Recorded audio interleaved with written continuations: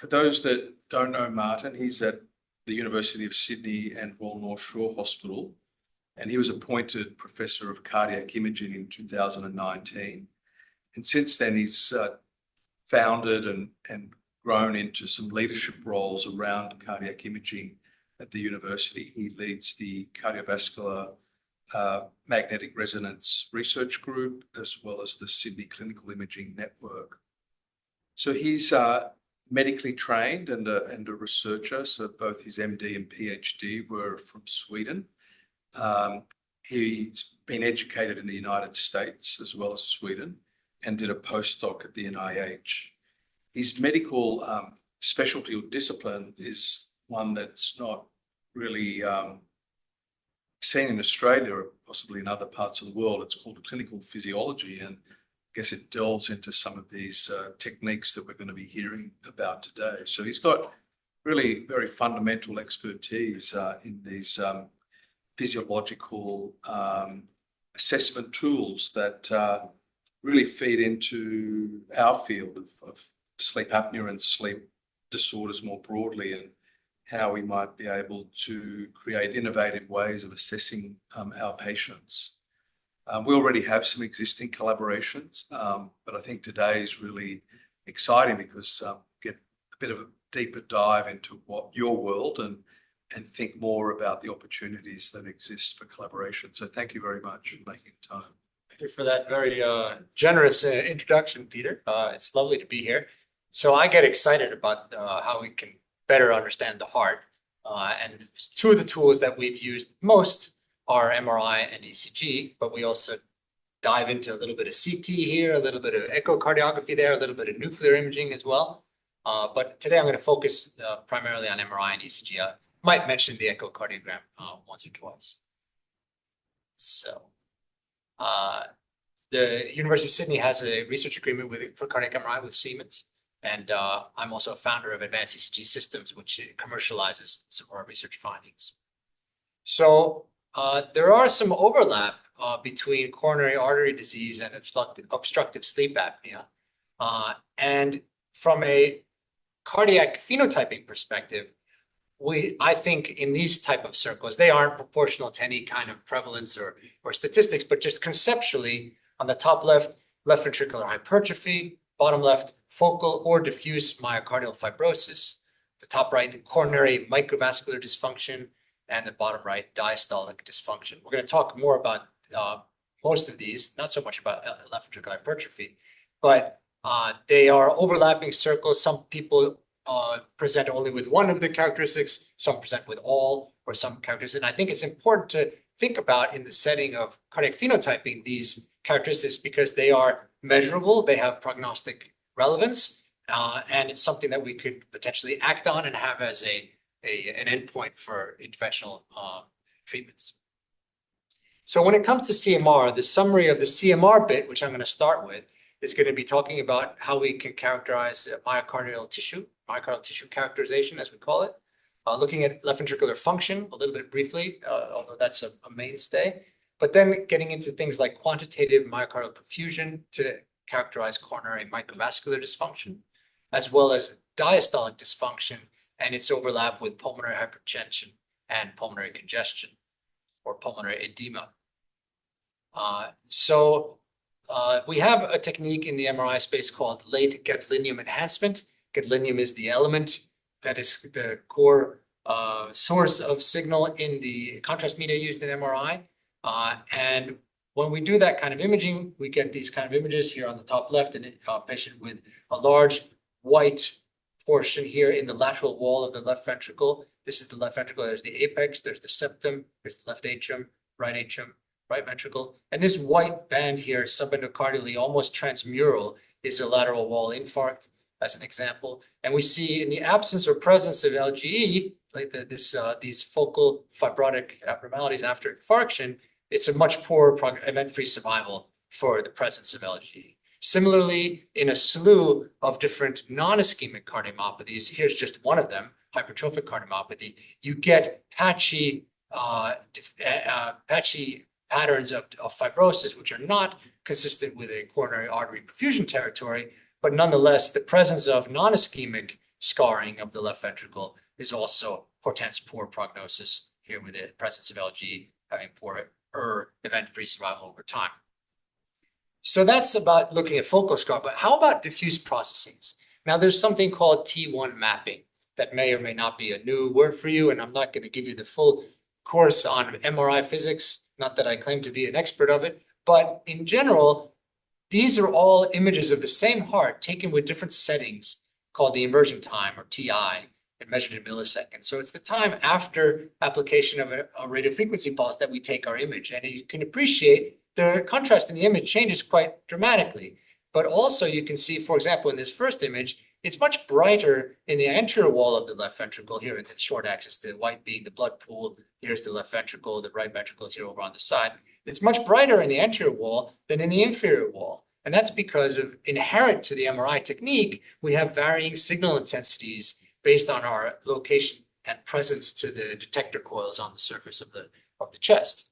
So in this setting, the signal sort of drops off with the distance from the coil, the same way that the radio signal drops off the farther away you drive away from the radio tower when you're listening to the radio. That's an inherent problem to MRI that has been overcome now with what's called T1 mapping. So these plots down here, if we were plotting on the vertical axis, the signal, and the horizontal axis, this immersion time, and it gets sort of a curve. And when you do a curve fit of this curve, whether it be for a singular pixel in the blood, taking the brightness there, and so forth, plotting that signal versus time here, and doing that curve fit, you can solve for a time constant, which is called T1, which is measured in milliseconds. And you can do that for 1 pixel in the blood pool, or 1 pixel in the myocardium, or you could do it for every pixel in the image.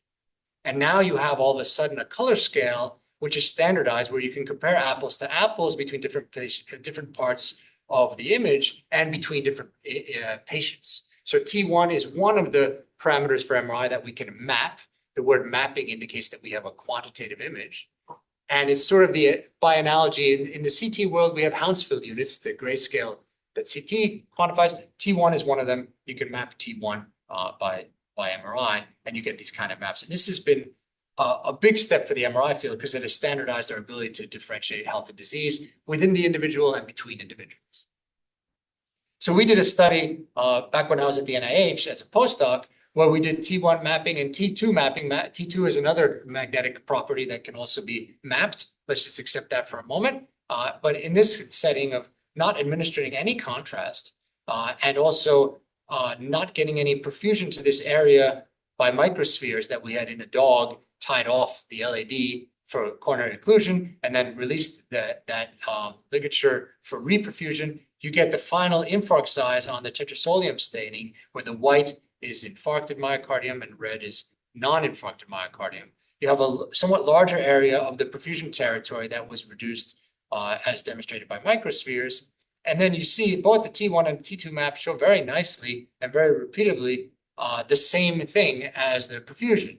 And so we were able to understand that the myocardial edema can be quantitated in its extent and its severity by either T1 or T2 mapping in the absence of contrast agents. And that's, of course, interesting in the settings of myocardial edema of many different origins here in the setting of coronary occlusion reperfusion, but you can imagine other situations like myocarditis.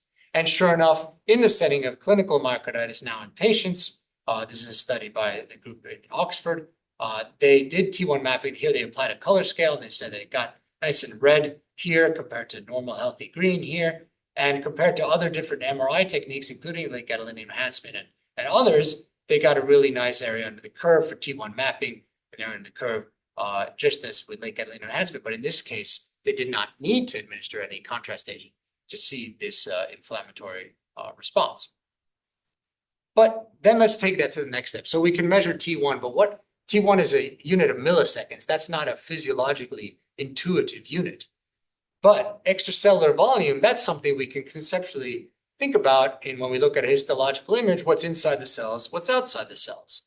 And so it turns out that 1 over T1 is more interesting than T1 itself. And we accept for a moment that we call that R1, just maybe historically, so we don't have to always be talking about 1 over T1. So R1, or 1 over T1, is something that changes between before and after the administration of contrast agent, and it goes up.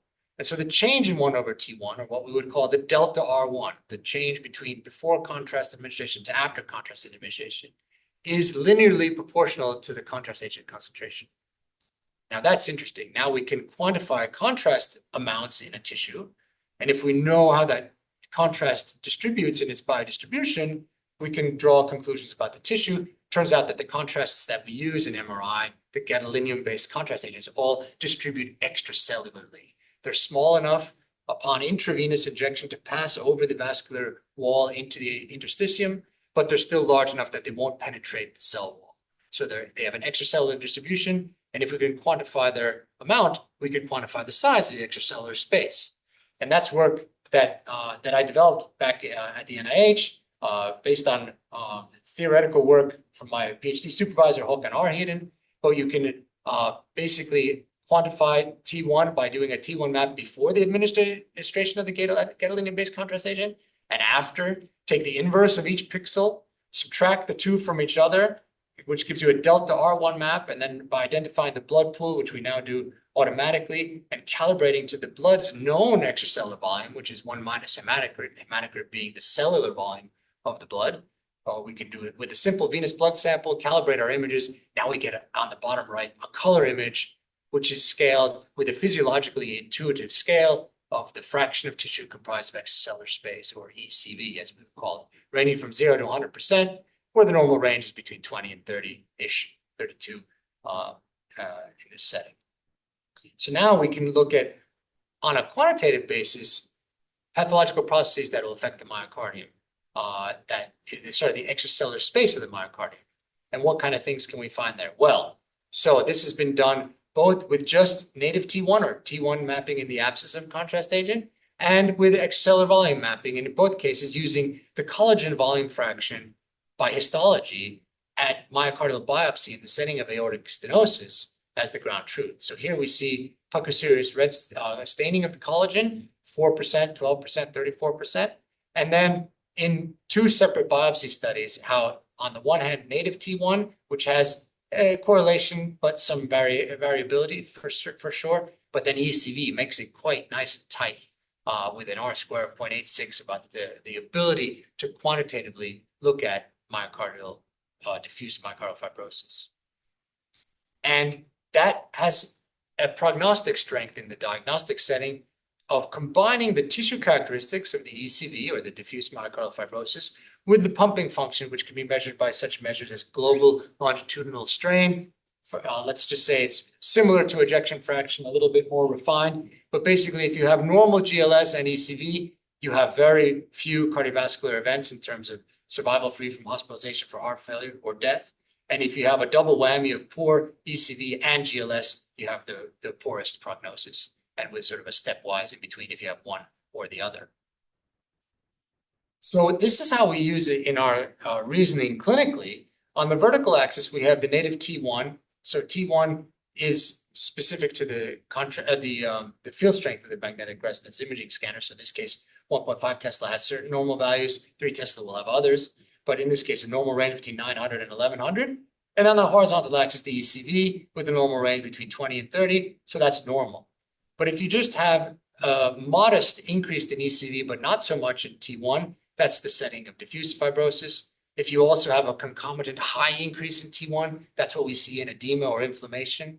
If we see both, that's what we see in globally in amyloidosis, or focally in acute infarction or necrosis. And if you have predominantly an ECV increase, not so much T1 increase, that's what we see in chronic scarring and focal abnormalities. But we also see things like in Fabry's disease with glycosphingolipid accumulation intramyocellularly. We get a unique reduction in T1 only, not an impact on ECV. Same thing with deposition of iron in iron overload cardiomyopathy, as well as concomitant decreases in both in the settings of focal thrombus or fat. So this is a very useful tool for us to look at a combination of T1 and ECV to try to characterize different pathophysiological processes. And particularly, I would say in obstructive sleep apnea, it would be the diffuse myocardial fibrosis. And we have an abstract out where we've worked together with Peter in a collaboration with the team in Singapore, where we indeed do see increased diffuse myocardial fibrosis in patients with sleep apnea. and a reduction in it with treatment with either CPAP or mandibular device. The device and the CPAP did not differ in their effect magnitude or in their effect, but they were able to reduce this diffuse myocardial fibrosis, which we know to be prognostically poor if they have it increased. So it's good to reduce it, we think. So stepping forward from tissue characterization into the space of looking at left ventricular volumes and ejection fraction, we have a whole bunch of methods in the cardiac imaging space. We have two-dimensional echocardiography, three-dimensional echocardiography, CT, the nuclear methods of either SPECT or PET, multi-gated radionucleography, and then CMR. And the cost is higher for CMR, but importantly, the precision. That's the magic number, is we have a high accuracy and high precision, the highest of our modalities, because that's what we want when we're trying to power a clinical trial. We want our measurement variability to be as low as possible, so our sample size for a given effect magnitude can be cost effective, let's call it, or smaller, or greater power for the same number of individuals. So when it comes to left ventricular function, we've all perhaps heard of left ventricular ejection fraction, or like I mentioned before, global longitudinal strain. You may or may not heard of that. But the real thing that surprises us with data that we did in collaboration with a team at Pittsburgh is we looked at how does left ventricular ejection fraction, strain, and then something called mitral annular plane systolic excursion. How much is the valve plane of the mitral valve here in end diastole moving towards end systole? Basically, the length of that white line from the valve plane to the apex, how that shortens as the valve plane moves toward the apex during systole. That measure in millimeters turns out to have the strongest strength of association with survival head-to-head compared to these other ones. And it's a nice dose-response relationship where the best, highest MAPSE has the lowest amount of events, and the worst MAPSE has the poorest survival in a sort of a dose-response relationship. And what I tend to say when I'm talking to cardiologists who talk about MAPSE and talk about GLS and LVEF as sort of routine thing, I say, hey, folks, don't forget that MAPSE is perhaps the simplest measure we have. And from a prognosis perspective, it beats the pants off of EF.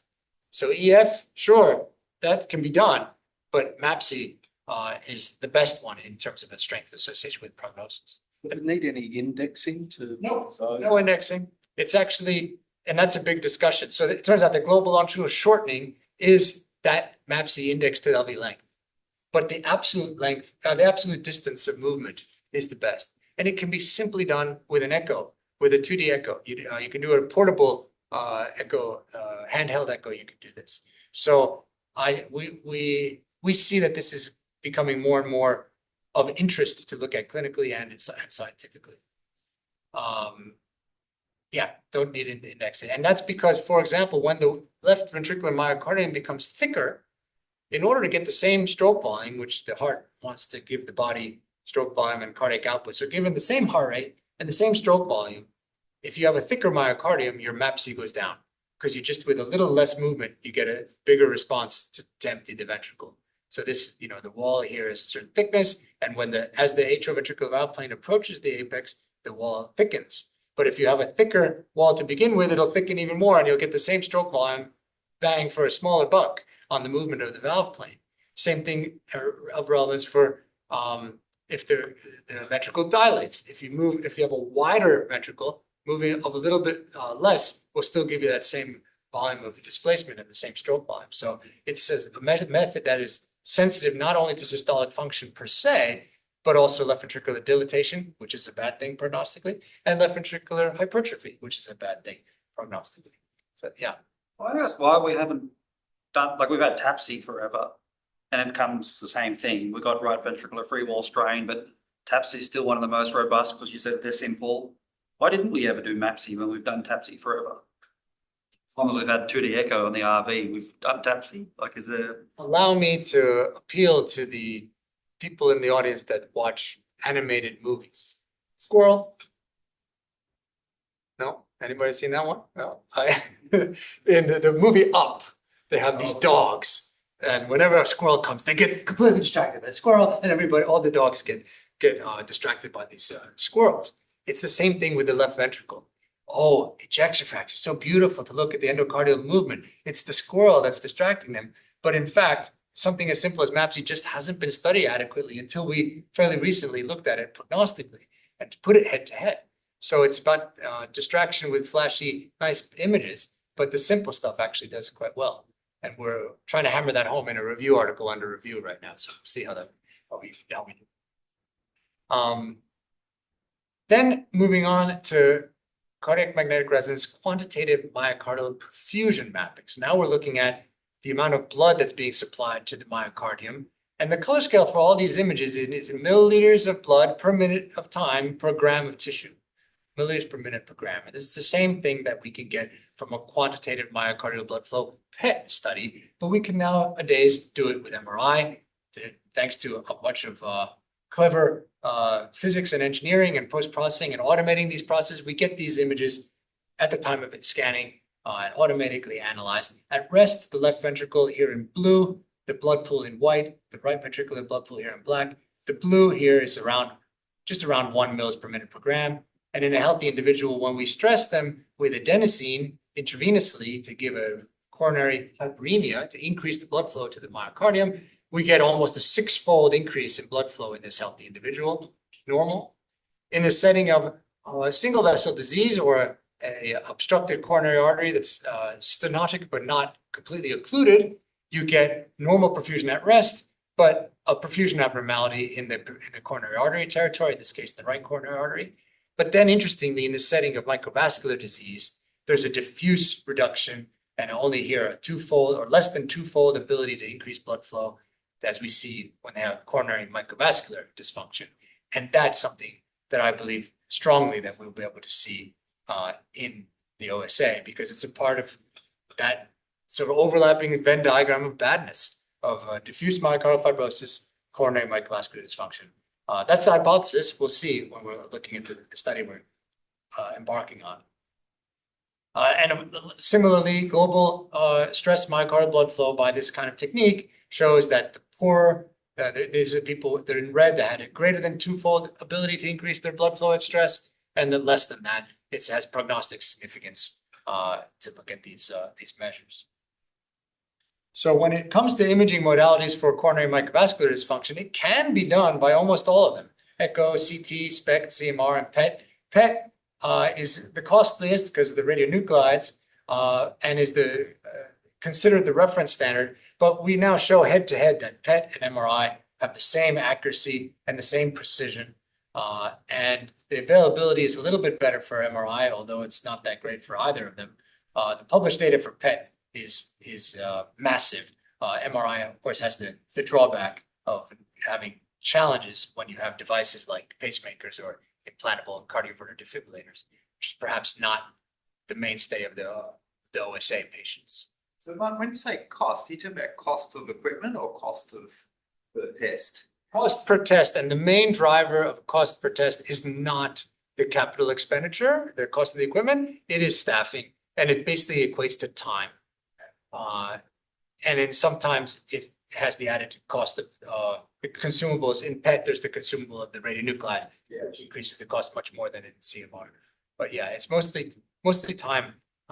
It's quick to do a CT, quicker, but the CT perfusion is not mainstay just yet, and it has the problem of radiation dose there. So. Yeah.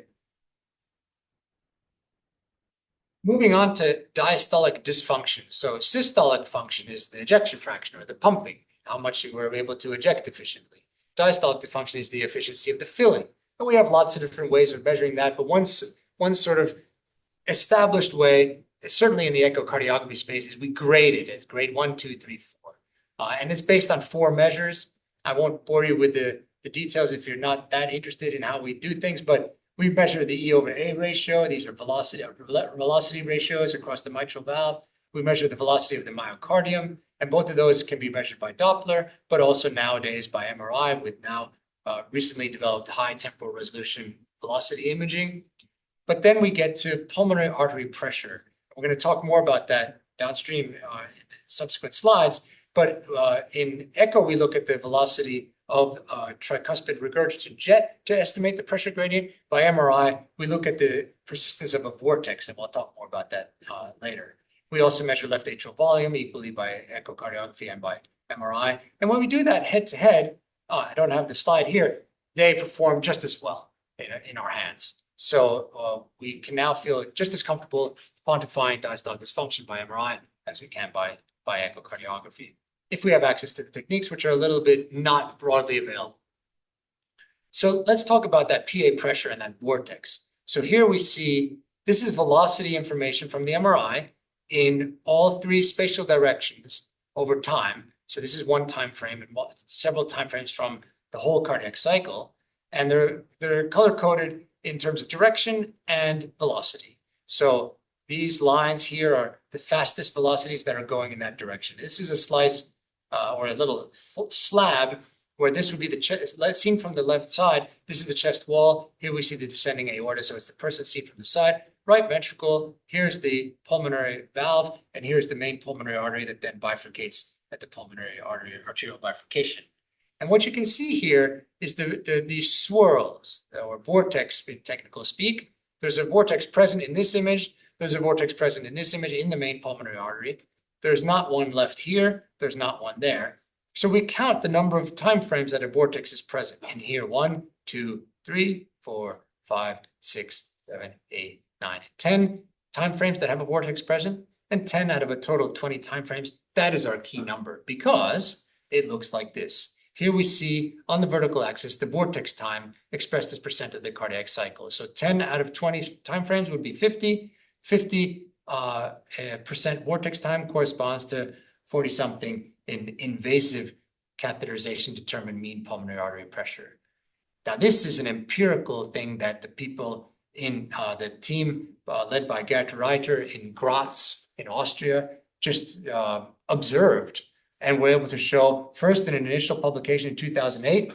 Nobody really believed them. It looked almost too good to be true. So they doubled down and did hundreds of patients in 2015. Same result. The mean difference compared to invasive catheterization, 0.2 plus minus 3.6 millimeters of mercury.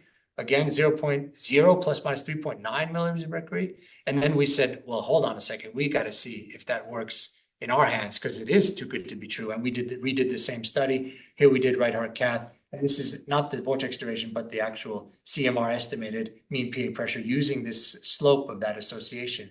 We get an R square of 0.85. Our difference was 1.3 plus minus 4.7 millimeters of mercury. And this, yeah. How true the vortex, like pre-post pulmonary capillary hypertension and things like that? Like it's just across the board? Yeah, it goes down. We can't detect it when it's less than 16. Yeah. But if it's above 16, we get this relationship, and it is equally as valuable across all etiologies of pulmonary hypertension, whether it be chronic thromboembolic pulmonary hypertension, or if it's pulmonary arterial hypertension or left-sided heart disease. They all across all categories of pulmonary hypertension, it shows this relationship. We have not studied it in any kind of systematic manner in the setting of pulmonary valve stenosis or regurgitation. So that remains to be shown. But in the absence of significant or even moderate valve disease in the pulmonary valve, which is sort of uncommon-ish, it performs quite well. So then we said, well, how does it perform compared to echo? Turns out that here we see the diagnostic yield for detecting increased pulmonary artery pressure by echo compared to CMR without knowing the ground truth. CMR finds more than twice the number of increased PA pressure detection that compared to echo. And then when we put it head to head versus echo, both of them compared to invasive cath, the echo had a decent area under the curve of 0.84, but CMR goes up to 0.99, just crazy accuracy, and beats out echo in a head-to-head comparison in the ability to accurately detect the presence of increased PA pressure. And it doesn't need TR. It doesn't need a TR. It does. We have not systematically tried it in atrial fibrillation. So if you have sinus rhythm, it'll work. Yeah. And so then we thought, or not we, the field always thinks, well, if we want the PA pressure, what about the left atrial pressure? Because in the setting of pulmonary hypertension, you want to know the transpulmonary pressure gradient, the pressure on the arterial side, the pressure on the venous side, that pressure difference.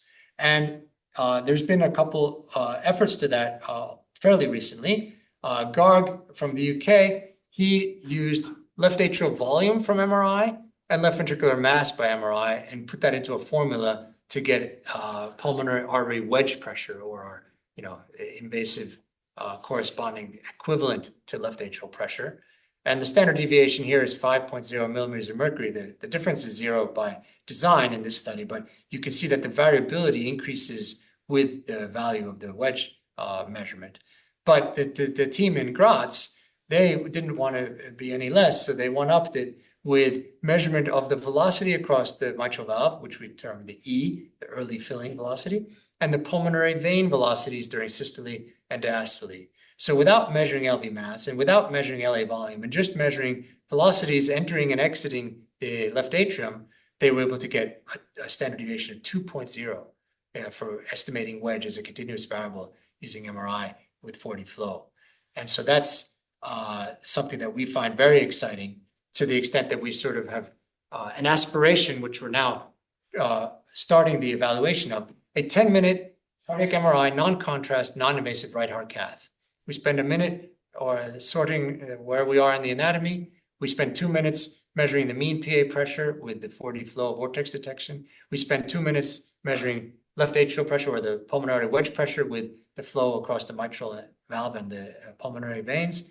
And then we measure cardiac output a minute each in the aorta and the pulmonary artery. And for a total scan time of 7 minutes, let's call it less than 10 for allowing for some flexibility. We measure the ratio of blood flow to the pulmonary and systemic circulation by dividing the cardiac output in the pulmonary artery divided by aorta. And we measure the pulmonary vascular resistance as the difference between the PA pressure and the wedge pressure divided by that cardiac output. So we think that this is an unavoidable direction to replace the invasive caths, especially in sinus rhythm, with these kind of assessments. But we remain to show it systematically in a consecutive cohort where we classify everybody using those same techniques. That's a question. That scan time, like one of the issues with all the new echo measurements is there's kickback because the analysis time is. Yeah. So analysis time is it's there to just doing the PA pressure, normal scan without any vortex, less than 5 minutes. Yeah. But if you want to do it right, and you got to be careful, and things up to 15, 20 minutes, depending on your experience, we're working to automate that. We haven't gotten there yet, but at least we know we can lower the time spent in the scanner, which typically is more expensive than the time with the fellow doing the analysis. Yeah. Is there appetite in the field to shift in this direction, or is resistance? There's always intellectual inertia in medicine. That's how we roll. But I think so. You can just ask yourself the rhetorical question: would you rather have a catheter in your heart with potentials for complications, or just lie there in an MRI scanner for 10 minutes? Yeah, that's the sort of first question I ask myself, at least. Yeah. But then we were inspired by the people in Graz measuring it by CMR. So can we improve our echo wedges estimation? So we derived an echo wedge formula using left atrial volume index, the E wave, and the pulmonary vein S wave. And when we derived that formula. When we validated it in a separate group of patients, we get a difference compared to cath of 0.2 plus minus 5.0 millimeters of mercury. So it's just as well as the left atrial volume, left ventricular mass approach by CMR. An area under the curve of 0.94 for differentiating above or below the upper limit of 15 millimeters mercury for wedge. And we determined feasibility to make sure it could be done on everybody, because there's a little bit of hesitancy in the echo space. Oh, we can't always measure the pulmonary veins. I question that. Our data show prospectively non-selected patients, 99% of cases, we get good measurements and great, excellent inter-observed variability. And then we put it to test in the National Echo Database Australia to 38,000 patients followed up over close to 5 years, 2,700 events. And we see here on a continuous scale, the more that the estimated wedge pressure by echo goes up, the greater is the hazard ratio for events, cardiovascular events. And this is adjusted for age, sex, and diastolic dysfunction grading. So even that grading approach that we showed earlier by echo or CMR, the grading alone just gives you a yes or no grade 1, 2, 3. But here we have a continuous variable that has a continuous association with increasing risk. So there's a bunch of formulas. We've also developed a formula that just has the E and the S and the D without the left atrial volume, currently in preprint, that also performs similarly well as the other formulas. So if you're interested in the echo space, looking at left atrial pressure, there's published stuff out there that you can easily apply to conventional echo measures. A word about lung water density to look at congestion. Here we see two different patients, a control and a healthy control, patient with heart failure with increased left ventricular and diastolic pressure and increased levels of brain natriuretic peptide in the blood. You see here one representative slice. The right of the image is where their back is and the front is the anterior here. You see there's a natural gravitational gradient of greater amount of fluid measured as lung water density, the percent of tissue comprised of fluid in towards the back with gravity. But of course, the total amount is much greater in the setting of heart failure. Not all cases, but most cases. And here we see if you compare normal lungs with a lung water density less than 21 to wet lungs greater than 21, the wetter lungs have a much poorer prognosis.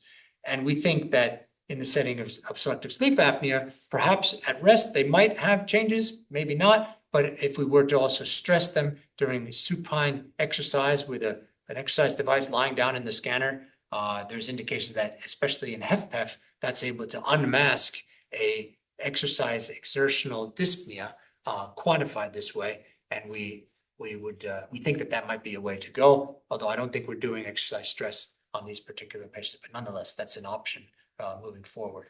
So to summarize for CMR, we can look at focal scarring, whether it be of ischemic origin, like a myocardial infarction, or non-ischemic origin, like hypertrophic cardiomyopathy, or a slew of other non-ischemic cardiomyopathies. We can use T1 mapping and ECV mapping to quantify myocardial inflammation as well as diffuse myocardial fibrosis by combining those two measures and understanding them together. So the increased ECV with not so much increased T1 in the setting of diffuse myocardial fibrosis. With LV function, we can measure it perhaps most accurately from a prognostic perspective with just the movement of the mitral annular plane. And then we can look at quantitative myocardial perfusion to assess coronary microvascular dysfunction, both in the setting of myocardial ischemia due to a coronary artery disease and coronary artery stenosis, but also importantly, coronary microvascular dysfunction. And then finally, looking at diastolic dysfunction or disturbances in the filling pattern of the left ventricle and pulmonary hypertension and congestion, we can grade diastolic dysfunction just as well with CMR as with echo. And then we can quantitatively estimate PA pressure and LA pressure non-invasively, as well as looking at the consequences on congestion at rest or during exercise. To get all those features, Yes. It's all about the acquisition. Yes. None of these are just go back and look at an old MRI that was done a number of years ago at a site that doesn't have the latest sequences. So it's a lot about A, having the hardware that allows you to B, run the software that allows you to C, do the measurement. And so you may or may not know, we have in the basement of the CPC here, the hybrid theater for fluoroscopy guided interventions. And right next to it, we're installing yesterday, 2 days ago, the new MRI scanner that's come in for research use there. And that will be juicing it up with all the good stuff from the software side because it has the latest hardware to allow for that. So that's something that we're very much excitedly looking forward to getting up and running. So Martin, the 7 minutes of testing you're talking about in a previous slide, does that cover all this? No, that was just doing the PA pressures, LA pressure, and cardiac output. So that's just the right heart cath only. If you want to do everything, I mean, if you want to do all these things in one scan, it would probably be a 45-minute scan. Maybe pushing an hour, depending on factors. Yeah. Which is what we do routinely, clinically. So it's not a problem. It's just that if you wanted to just do right arm cath. That was the thing. Yeah. The scanner in the building and getting up and what is the timeline? Like if we want to propose a study and put a grant in, like It'll be up and running before the grant is decision has been made. It's going to be operational in June, I believe. and staffed, like what are the Yeah, so the lead radiographer is under salary negotiations at the moment. So, yeah. Just a little bit about MRI to lighten things up. Bond turns the MRI scanner on. It whips the gun and the machine, the stuff away from the bad guy, and the bad guy distracts Bond. Bond turns off the scanner, gets the gun, and goes on to try to get the bad guy and save the day. But let's have a little bit of a critical review of Hollywood's approach to the MRI scanner. And let's look here and see what happens here. So I have a couple issues with this image. First of all, we have this machinery like measurement equipment, high sensitivity measurement equipment we won't have inside the MRI scanner. There is no on button that turns it on like that. There is an off button to turn it off like that for safety. The on button is a day worth of ramping up the magnetic field. So it's not an on and off thing. And if we were to take ferromagnetic items into the room, which we obviously would not, it would go right into the gantry and not get stuck on the wall. So there is some extra Hollywood here. And then I am a little bit concerned about the ECG electrode placement down on the abdomen here. Yes. Not quite up to standard. So there's I'll take a little bit of grain of salt with Hollywood's take on cardiac diagnostics. But nonetheless, there's the object of safety. And so we did have a case in the field, and this is now back in the early 90s or perhaps even the late 80s, where a child was undergoing MRI under general anesthesia, and the anesthesiologist who did not have sufficient MRI safety training noticed a desaturation and was concerned that he was not getting enough oxygen from the wall connector. So he took the compressed oxygen tube into the MRI scanner. It was ferromagnetic, and the child was destroyed and died by the projectile strength of the tube. So there is a component of safety. We can now safely do ICDs and implantable cardioverter defibrillators and pacemakers in a conditional mode with a little bit of just knowing what brand it is, but almost all currently used pacemakers and ICDs are conditionally MRI compatible at 1.5 Tesla, 3 Tesla. So even more cautious, so we don't do that because we can do it at 1.5. But yeah, there's a safety aspect of things. I might take a pause there to breathe because I've just been, showering you with a tsunami here of new information. But what I'd like to now do is transition to the ECG, which is a very different space. Let's take a breath in, a breath out, and are we ready to move on to the ECG? Yes. So 3 take-home things from the ECG. The ECG provides so much more information about cardiovascular risk than we have given it credit for. And I'm going to show you some examples of that. Also, next generation smartwatch technology allows us to do consumer 12-lead ECG self-screening. So they can use a smartwatch to get a 12-lead ECG on themselves. I'll show a little bit about that. And then finally, the vision here is that using 12-lead ECG, either self-screening or screening based on ECGs that are acquired using any conventional clinical ECG machine, will lead to early detection, which will lead to early prevention and better and longer lives. That's sort of the grand vision of ECG in this space. On a very practical note, I'm going to talk about a technique called advanced ECG, and we'll be talking about detecting systolic dysfunction, diastolic dysfunction, differentiating between health and different cardiomyopathies and electrical remodeling, ECG heart age and smartwatch population screening, all this just with the ECG. So let me show you a little bit about that. So in medical school, everyone learns that with ECG, you can say yes or no to the presence of arrhythmias or ST elevation or ST depression to cause for concern. And you say, oh, this is something that's bad. This is something we should look at. But the power of the ECG lies in the normal looking ECG. And this can be done with AI approaches or what's called advanced ECG approaches. I'm going to tell you about that. And they tell you not just yes or no, they tell you a probability between 0 and 100% of having a whole slew of things, including ejection fraction, diastolic dysfunction, atrial fibrillation, likelihood of an ECG when they're in sinus rhythm, long QT syndrome, despite a normal QT duration, heart rate corrected QTC, the presence of coronary artery or microvascular disease, presence of LV hypertrophy or left ventricular electrical remodeling, the presence of a bunch of cardiomyopathies, hypertrophic cardiomyopathy, ischemic cardiomyopathy, non-ischemic cardiomyopathy, amyloid heart disease, pulmonary hypertension, coronary artery calcification by CT, by the ECG, or something called ECG Heart Age that I'm going to tell a little bit more about. So there's a lot that can be gleaned from the ECG that we don't routinely look at. And probably the first and most important thing, that's why I bring it up here, is the fundamental difference between AI approaches and what we call advanced ECG approaches. The AI approaches are a black box inside which there is a neural network of some description that tells you, and as an output, in goes the ECG on one end, and out comes a number. And that's it. That's all you get.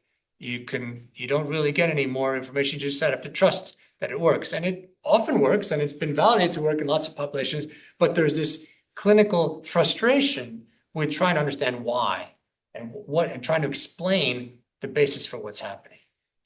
In advanced ECG, we have a transparent box. It's completely explainable. And let me tell you a little bit what that means. So with advanced ECG, we measure a bunch of things. We measure conventional measures like amplitudes and durations in the ECG. That's bread and butter, medical school knowledge and clinically used every day. We also convert that 12-lead ECG into a vector cardiogram by converting it to X, Y, and Z leads to be able to look at these kind of loops. And this is a lost art that had its heyday in the 1950s and 60s, where they acquired X, Y, and Z leads. They had a lead on each arm, a lead on the lead connecting the front to back, and one to head to toe, and they've got the X, Y, and Z directions, and they could create these loops. But with the standardization towards the 12-lead ECG and the interest in ST elevation, myocardial infarction, and the ability to treat it, the field went away from vector cardiography. But we have subsequently in the 90s, teams got together and did simultaneous 12-lead ECG and vector cardiographic recordings, and then we're able to figure out the conversion factors to convert the 12-lead voltages into X, Y, and Z lead voltages. So that can just routinely be done by existing now highly validated approaches. And then you get get access to the whole slew of vector cardiographic measures, which has been studied extensively back in the 50s and 60s. Mark, can I just ask a question? Yeah. So I actually studied that when I was doing my master's thesis on the mapping between the two. And in the 50s. As long as that. Yeah. We did actually have microprocessors at that point. So Yeah. And anyway, the problem was when I was looking at it in the 90s was that while you can get a kind of a conversion matrix that would work for a specific patient, it was seemingly very difficult to get one that would work across a population because there's so much individual difference. So I just wondered if that problem has since been solved. It's been solved to be good enough. So Coors out of Leiden in the Netherlands did a good job of doing that. And so the Coors has been shown to be the conversion matrix that is most similar to the Frank leads. Frank being the person, last name, not a person, first name. Anyway, yeah. Sorry, Ernst Frank. Yeah, absolutely. Yeah, and so we consider that good enough. It might not be absolutely perfect, but we use it for all these patients. Right.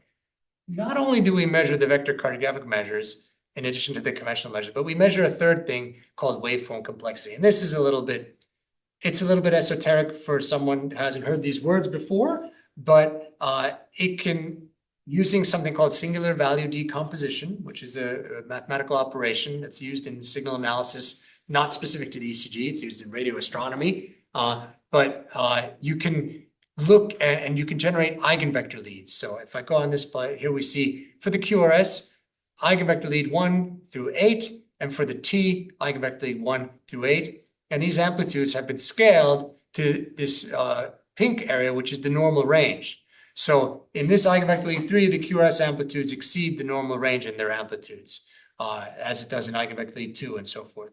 And what the field has learned from these kinds of measurements, which is just quantification of the 12 lead in its standard acquisition, but putting it through some interesting processing methods, is that the higher numbered eigenvector leads get higher amplitudes in disease. So the QRS higher numbered eigenvector amplitudes will be higher in depolarization abnormalities, and the T eigenvector lead amplitudes will be higher in repolarization abnormalities. So in summary, if you can measure these amplitudes, then you can get some kind of quantitative measure of disease. And that's also been done, lots of studies one by one. But what we do is we measure it all. We measure about 500 measures per ECG, from the conventional measures to the vector cardiographic measures to the waveform complexity measures. And then we have a data bank of tens of thousands of patients with known imaging verified disease or health. And then we put that into to create multivariable disease scores. And we call that collective analysis approach advanced ECG. So, for example, left ventricular systolic dysfunction, getting a probability between 0 and 100% for having an EF less than 50%, it only has 5 parameters. There's the 12 lead voltage, so the voltage in all the 12 leads in millivolts. The vector cardiographic Z lead integral, the integral of the Z lead amplitudes in milliseconds. The mean QRST angle by vector cardiography, which is the angle between the direction of the QRS loop and the T loop in degrees. And the sum of the amplitudes of the eigenvector leads 4 through 8 for the QRS and 1 through 3 for the T. And together, these 5 parameters give us a score for the likelihood of having reduced EF with this kind of performance, specificity in the mid 90s, high negative predictive value and likelihood ratios.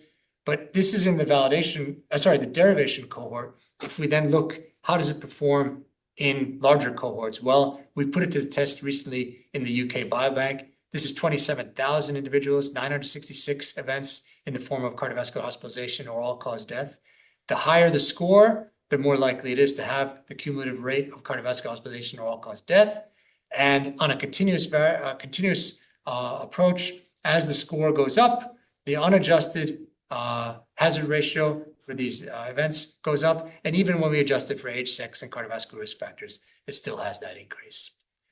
Similarly, we did the same thing for diastolic dysfunction. Obviously, a different number of parameters that go into it, 7 parameters. And I won't bore you with the details, but the higher the diastolic dysfunction score, we trained it on echoes for diastolic dysfunction, and we applied it to the UK Biobank. Same cohort of 27,000. The higher the score, the worse the outcomes. Unadjusted and a continuous variable up to 15, and it has a ratio for the unadjusted score when adjusted for age, sex, and cardiovascular risk factors, still strong up around 4. If we compare here, it's around 2 with the adjusted, to compare 2 there with 4 there. Of course, diastolic dysfunction is much more common in the UK Biobank outpatient cohort than systolic dysfunction, which is largely normal. But there's a tail end here that goes, it's difficult to appreciate on this scaling. So that's systolic and diastolic dysfunction. Then we can classify disease. We have a 39 ECG measure classifier. We know exactly which the ECG parameters that are going into. I won't go into the details there, but they're all known and transparent to the user. And we can use that to classify someone as having, in this case, coronary artery or coronary microvascular dysfunction, or ischemic cardiomyopathy, non-ischemic, hypertrophic apical, left ventricular hypertrophy, ion channelopathy, or being healthy. And when we do that in our derivation cohorts, we get area on the curves in the high 90s, specificities in the high 90s, really strong positive likelihood ratios, sometimes even great sensitivities. And then we look at it prognostically in the UK Biobank. Same cohort. If you're healthy, you have a hazard ratio of 1. Compared to that, if you have a cardiomyopathy, you have 3.7 times higher likelihood of having a cardiovascular hospitalization or all-cause death. Same thing with left ventricular electrical remodeling, which is the changes that we normally associate with hypertension, hypertrophy, but not necessarily having physical anatomical hypertrophy, but we see the electrical remodeling there, and then coronary artery disease or coronary microvascular dysfunction with a hazard ratio of 2. Then finally, there's the heart age. And this is something we think that would be higher for certain in the obstructive sleep apnea group. Here we train it on chronological age in exclusively healthy individuals. And this is really important. There are A-ECG heart ages out there, but they've all been trained on all patients. We trained it only on health. And with that, we have healthy people who have a gap between their ECG age and their chronological age on average of 0. Once you have cardiovascular risk factors, on average, you have a gap of 7. And once you have heart disease diagnosed, on average, your gap is 14 years. And then we look at that, of course, also in prognostically. In a hospital cohort, about 700 patients, if your gap is greater than 0, it's worse. In that same cohort, if you use and apply an AI neural network-based gap, you get nothing. No diagnostic or prognostic discriminatory ability. And then in the UK Biobank, adjusted for age, sex, and cardiovascular risk factors, once you get above about 10, just like here, above or 10 here, it shoots off into the sky. Not literally, but it increases exponentially in a dramatic fashion. So we're excited about how these tools can look at things that we normally can't see in the ECG. Finally, one little word on, we can now get a standard 12-lead ECG recording using the Apple Watch. And we take 30-second recordings, because that's what the Apple Watch requires us to do, no more, no less, from 15 different locations, and recalculate it to the correct ECG leads. So we have V1 through V6 comparing the voltage between the sticker on the chest and Wilson central terminal, which we're able to calculate through aligning multiple lead acquisitions. So it's not an estimation of correct ECG, it's a calculation of the correct ECG voltages. We get an average beat for the standard 12 leads. We also get the full 30 seconds of each of those 15 recordings, so we get a mini Holter at the same time. It requires an Apple Watch, an iPhone app, and no additional hardware. So anybody can do this that has an Apple Watch and an iPhone. That is, of course, an ECG-enabled Apple Watch. Not all the Apple Watch models have that. So this is a non-simultaneous talk. Serial 12 lead, but we are able to align them in a smart way that gets perfect alignment. Yeah. We could talk at detail about that if you want to. So then with that, we got funding for the HeartWatch study, which we're about to launch. We have ethical approval and funding for it. We're going to ask 30,000 Australian Apple Watch owners that don't have any known prior heart disease to acquire an ECG using their Apple Watch at home and deliver it to us. And we'll let them know if they fulfill screening criteria, conventional ECG screening criteria, such as having huge Q waves and a prior MI that they would not known that they had previously, and we'll let them know that they should go to their GP or not. But otherwise, we will use advanced ECG to look at events using the registry data from federal registries, the death index, and hospitalization data from the Australian Institute of Health and Welfare. How do you access the ECG data from the watch? So the watch records the ECG and automatically stores it on your paired iPhone, whether you want to or not. And Apple allows app developers, like our app development team, to access that raw data in the database and then send it up to the cloud to us to compute. Because it's got oximetry. Yeah. So they don't have raw data on the oximetry. They only have numbers on the oximetry. And the latest Apple Watch has an apnea detection element as well. Based on accelerometry, so movement. Right. I don't know if you can get that information as well. I don't know the study. how. It might be just yes, no. Yeah, it might be like moving or not. Yeah. That can easily be Googled because that's all open. Apple. You don't have to have an agreement with Apple to do this. You have to be a registered app developer, which all people who develop apps are. That's nothing special. But it's all very publicly available information for someone who's willing to have the technical know-how to ask that question. I could ask my app guys if you're interested specifically. It just seems like an opportunity to sort of link the two. And I mean, people like you and us are interested in the ECG. They give you the right data. The accelerometer and the pulse, like the photoplethysmographic signal, they have not let out the bag just yet. Okay. Yeah. So finally, we're doing a big data approach to ECG in Australia. We're building a national ECG database using the National Echocardiography Database technical platform with a bunch of ECG interested people. Some here at Sydney Uni, Jessica Orchard here in the CPC, if you know her, and Jamie Vandenberg at the Victor Chang under the Gersh in Melbourne. That's it, Melvin. And finally, so CMR, we just did a recap of what we saw before: focal scarring, T1 mapping, ECG mapping, LV function, perfusion, diastolic dysfunction. And then with ECG, we get systolic dysfunction, diastolic dysfunction, differentiating between health and cardiomyopathies or electrical remodeling, ECG heart age, and population screening. And there's a whole slew of us on the team here in Sydney and collaborators back in Sweden, in the US, and around the world.